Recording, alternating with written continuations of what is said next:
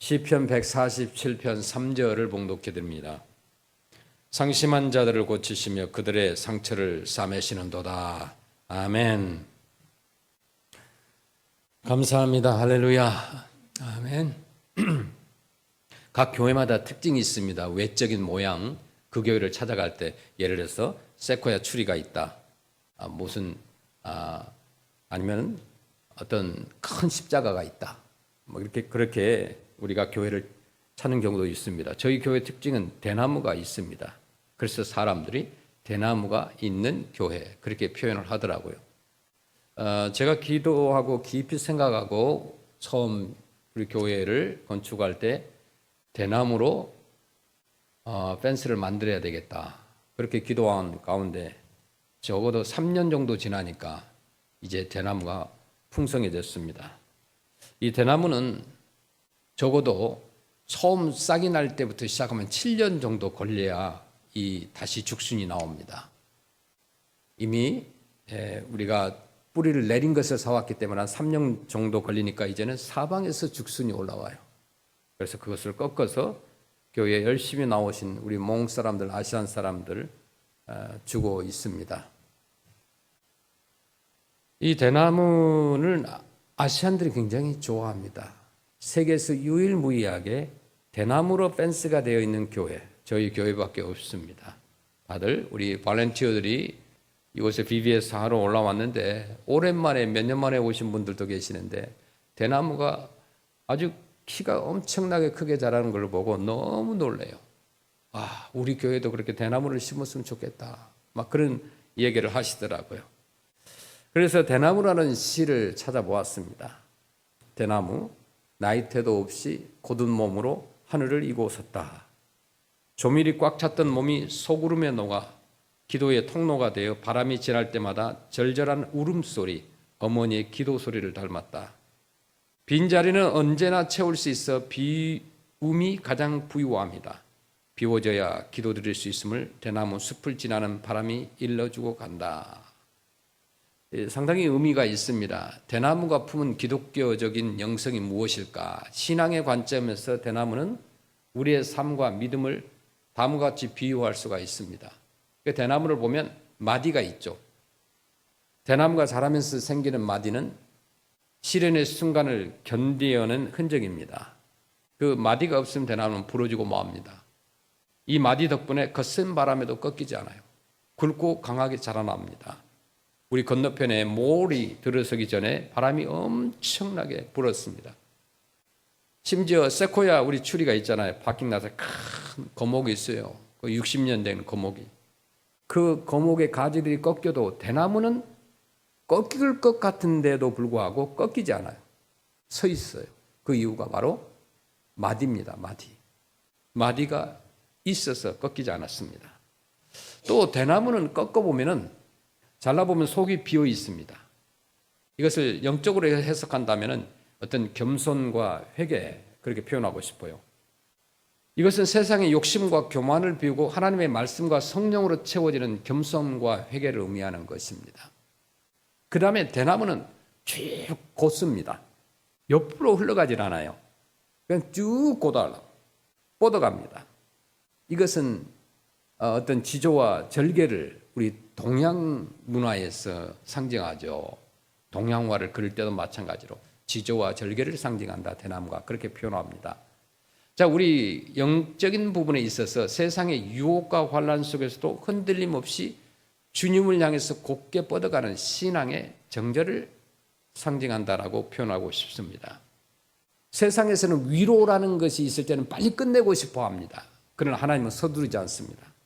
사람들은 아픔이 있을 때 빨리 지나가고 또 장애물처럼 여기지만 하나님은 그 아픔과 고난을 대나무처럼 통과하면서 마디가 생기고 그 다음에 빚어질 영혼의 깊이를 즉 성장의 성숙을 바라보십니다. 그래서 하나님께서 우리에게 주신 위로는 때로는 느리게 다가와요. 그러나 그 느림이라고 하는 것은 무관심이 아니라 섬세함입니다. 자, 성도 여러분, 하나님께서 즉시 모든 눈물을 마르게 하지 않으신다고 해서 그 눈물을, 우리의 눈물을 외면한다고 생각하지 마세요. 오히려 하나님은 눈물을 많이 흘리고 또 흘린 후에, 즉 충분히 눈물로 표현할 때까지 그 옆에 머물러 계시는 분입니다. 하나님은 우리를 기다려 주시는 분이에요. 시편 147편 3절의 말씀에 보면 상처를 싸맨다는 표현이 나와요. 이 말씀, 상처를 싸매시는 하나님. 이것은 반복성과 지속성이 담겨 있는데, 상처라고 하는 것은 한번 감싼다고 완전히 낫지 않습니다. 감쌌던 붕대를 다시 풀어서 소독을 해주고 다시 감고 그러면서 살피면서 시간을 들여야 되는 거예요. 그래야 나아요. 하나님께서는 우리를 대하실 때, 크리스찬들을 대하실 때, 하나님의 자녀를 대하실 때 어떤 공장의 물건처럼 처리하지 않으세요. 각 사람의 아픔의 모양을 아시고 그 깊이와 넓이를 헤아리시고 필요한 만큼의 은혜를 필요한 시간 동안에 부어주시는 거죠. 하나님의 위로라는 것은 인격적입니다. 하나님은 상심한 자를 문제로 보지 않으시고 우리를 사람의 인격, 하나님의 창조자, 우리의 피조물인 우리 사람 있는 그대로 우리를 대하신다는 거죠. 그래서 시편 139편 1절에 여호와 주께서 나를 살펴보셨으므로 나를 아시나이다 이렇게 표현합니다. 나를 살펴보셨기 때문에 나를 아신다는 거예요. 여호와께서 여러분을 아신다는 겁니다. 자, 139편 2절에 주께서 내가 앉고 일어섬을 아시고 멀리서도 나의 생각을 밝히 아시오며, 고린도후서 1장 3절에 찬송하리로다 그는 우리 주 예수 그리스도의 하나님이시오 자비의 아버지시오 모든 위로의 하나님이시며, 우리의 모든 환난 중에서 우리를 위로하사 우리로 하여금 하나님께 받는 위로로서 모든 환난 중에 있는 자들을 능히 위로하게 하시는 이시로다. 아멘. 우리가 흔히 우리 개신교에서 말하는 것은 하나님의 주권을 말할 때 결코 하나님의 냉정함을 말하지 않습니다. 오히려 하나님의 절대 주권이라고 하는 것은 하나님의 궁일이 얼마나 확실한지를 보증하는 거죠. 하나님은 만물을 다스리는 분이시고 그 주권 안에서 상심한 자를 고치시는 일을 결코 놓치지 않으십니다. 우리의 눈물이라고 하는 것은 우연이 아닙니다. 우리의 회복 또한 우연이 아닙니다. 모든 것은 하나님의 섭리 안에서 은혜의 목적을 향해서 움직이고 있습니다. 우리는 종종 이렇게 말하죠. 시간이 약이다. 시간이 약이야. 시간이 지나면 다 잊혀질 거야. 없어질 거야. 뭐 그렇게 얘기합니다.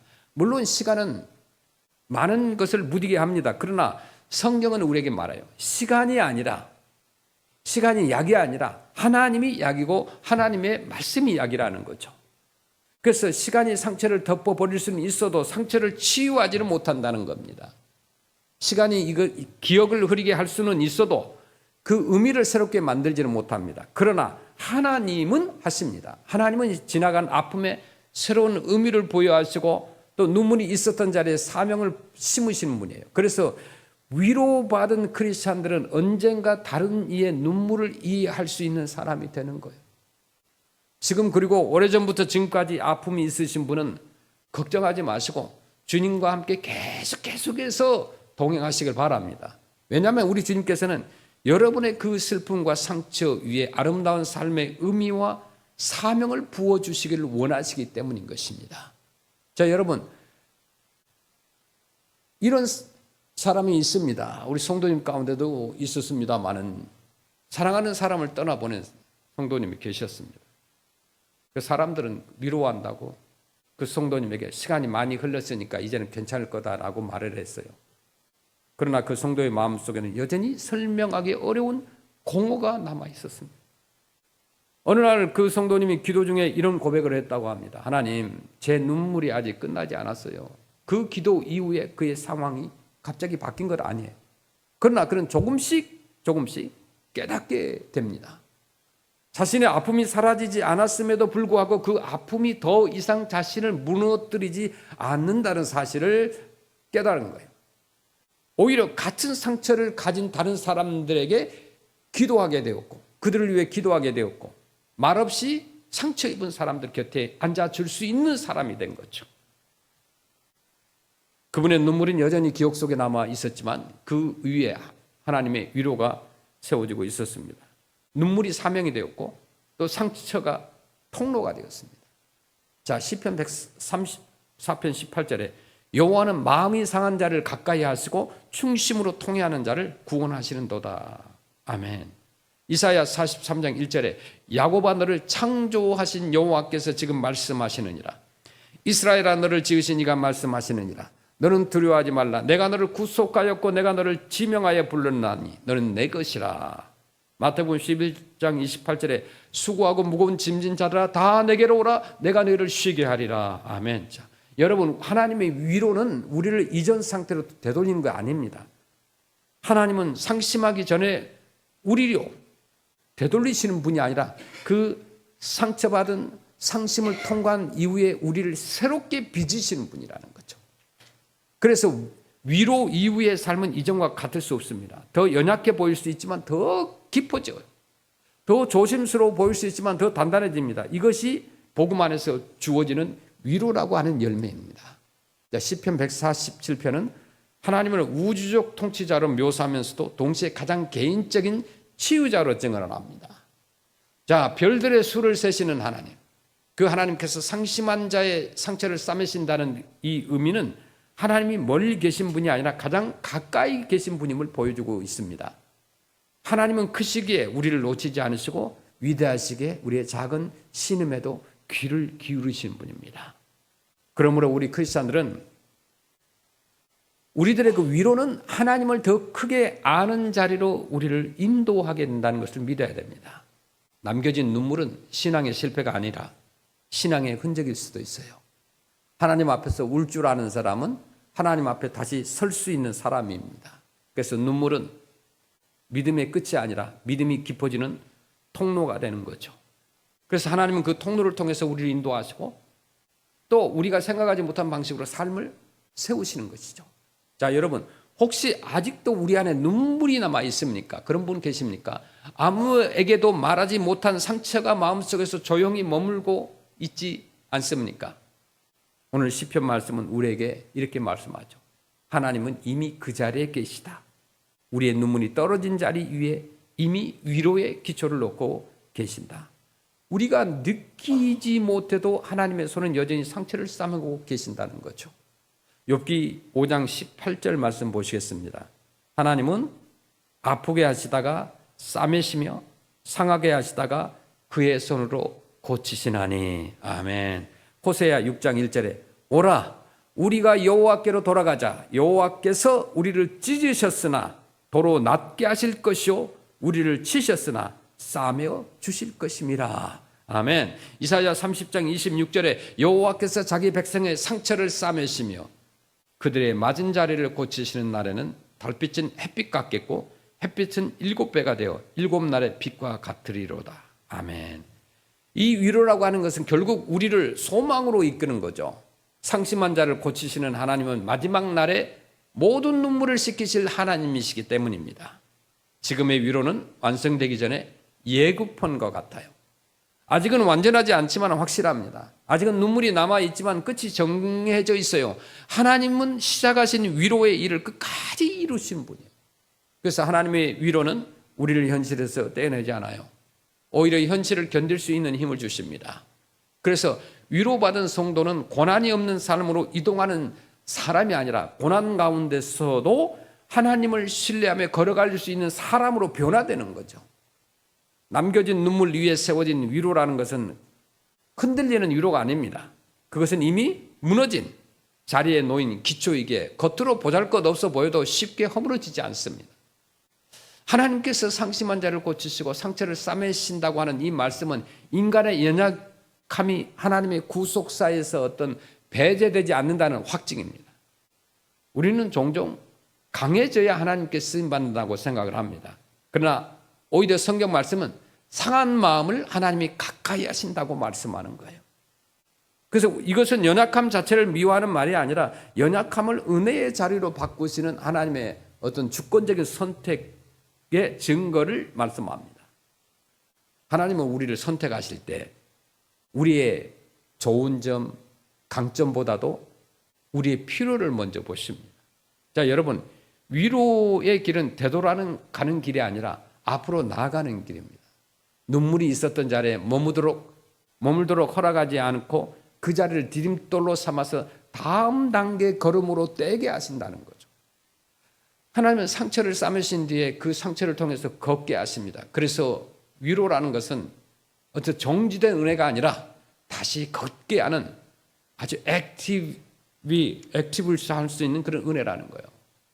그래서 고린도후서 1장 3절에 보면 찬송하리로다. 그는 우리 주 예수 그리스도의 하나님이시오 자비의 아버지시오 모든 위로의 하나님이시며 우리의 모든 환난 중에 우리를 위로하사 우리로 하여금 하나님께 받는 위로로서 모든 환난 중에 있는 자들을 능히 위로하게 하시는 이시로다. 아멘. 시편 119편 50절에 이 말씀은 나의 고난 중에 위로라.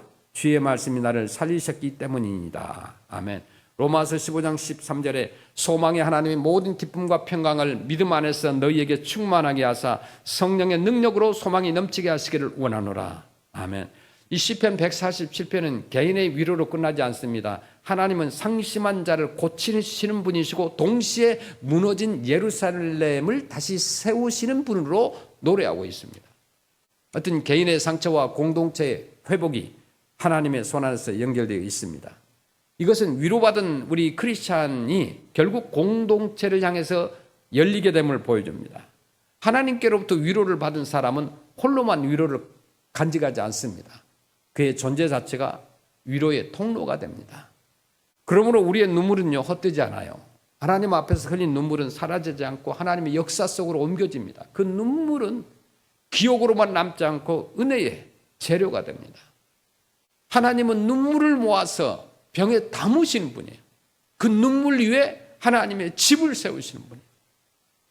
저와 여러분들 우리 드림센터를 눈물 위에 세우기를 원합니다.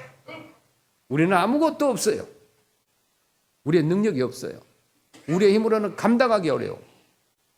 그렇지만 우리는 한 가지 놀라운 하나님이 주신 위로가 있고 눈물이 있어요. 그것으로 세울 수 있다는 거예요. 우리가 이해하지 못하는 시간 속에서도 하나님은 이미 위로의 치유를 진행하고 계십니다. 지금의 위로는 아직 완전하지 않습니다. 여전히 아픈 기억이 남아있고 다시 울게 되는 날도 있을 거예요. 그러나 성경은 약속합니다. 하나님께서 시작하신 위로의 일은 결코 중단되지 않고 마침내 모든 눈물이 씻기는 날로 우리를 인도하실 것입니다. 그날까지 하나님은 상심한 자의 곁을 결코 떠나지 않는다는 거죠. 주님께서 우리 옆에 항상 계신 분인 줄로 믿습니다. 그래서 시편 145편 18절의 말씀 보겠습니다. 여호와께서는 자기에게 간구하는 모든 자, 곧 진실하게 간구하는 모든 자에게 가까이 하시는도다. 아멘. 간구하는 자에게, 기도하는 자에게, 주께 울부짖는 자에게, 진실하게 간구하는 자에게, 모든 자에게 가까이 하시는 분이라는 거죠.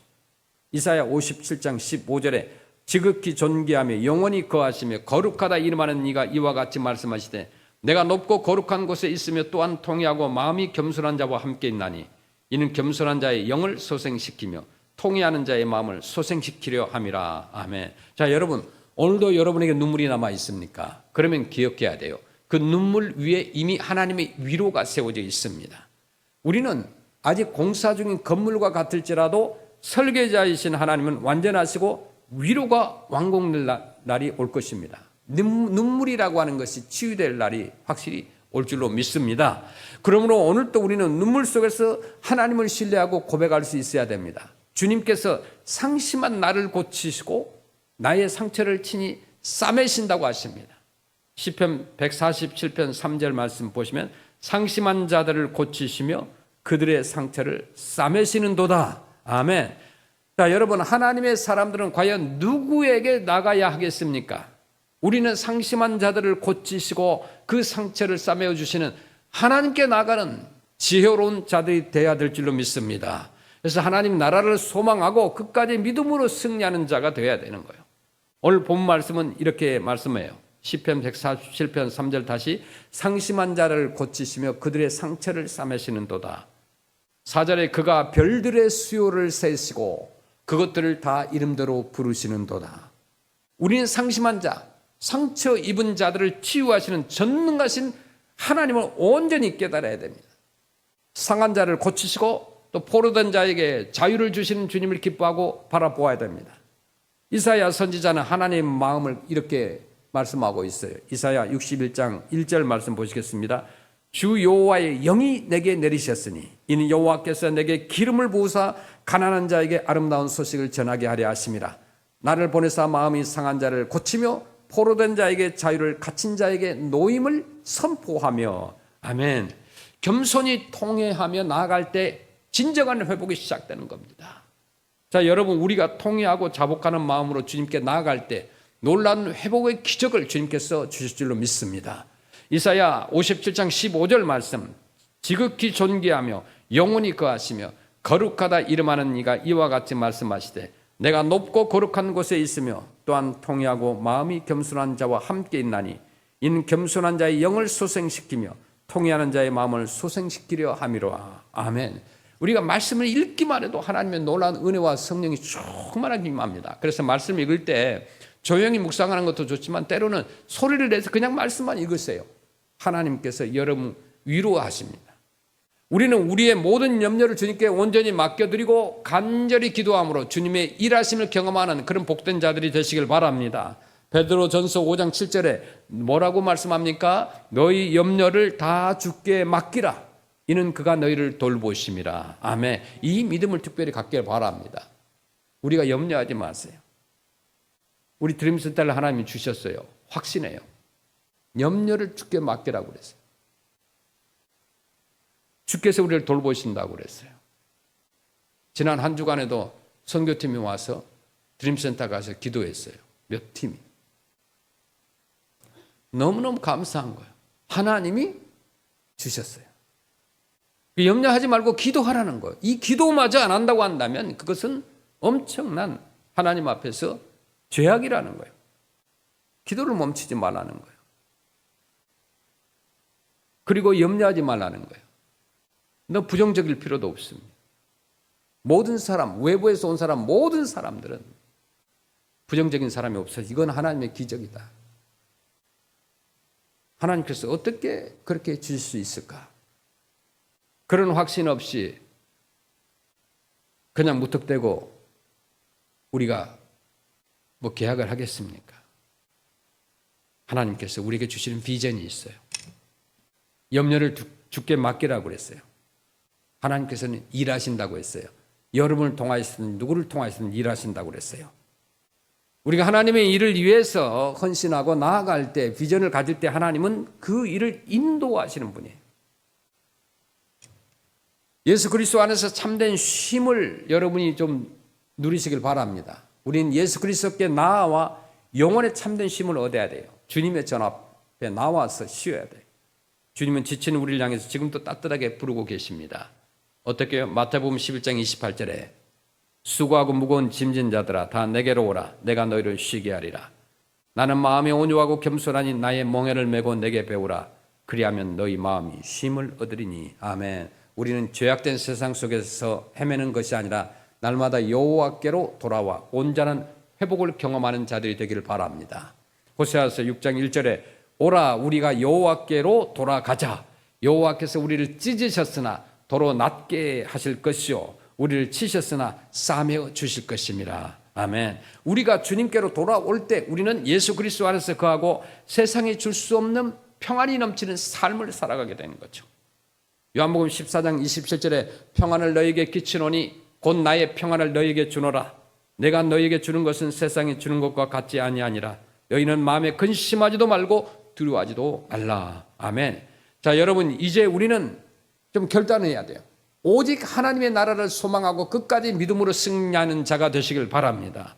요한계시록 21장 4절에 이렇게 말씀합니다. 모든 눈물을 그 눈에서 닦아주시니 다시는 사망이 없고 애통하는 것이나 곡하는 것이나 아픈 것이 다 있지 아니하리니 처음 것들이 다 지나갔음이로라. 아멘. 상처와 상실과 고난 때문에 낙심하지 마시길 바랍니다.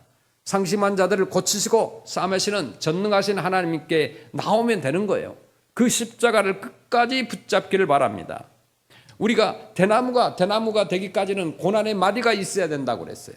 그 고난의 마디 때문에 대나무가 자라는 것입니다. 여러분의 눈물과 고통은 고난이 아니고 영적인 성장과 신앙의 성숙인 줄로 믿습니다. 대나무 속이 비어 있었다. 욕심과 교만을 버리자는 거죠. 그 텅 빈 자리에 겸손과 회개를 채우시길 바랍니다. 그 텅 빈 자리에 하나님의 말씀과 성령 충만을 채우시길 바랍니다. 대나무처럼 유혹과 환난에서 흔들리지 말고 하나님의 위로로 힘을 얻어서 주님을 향해서 곧게 믿음을 지키시기를 주의 이름으로 간절히 축원합니다.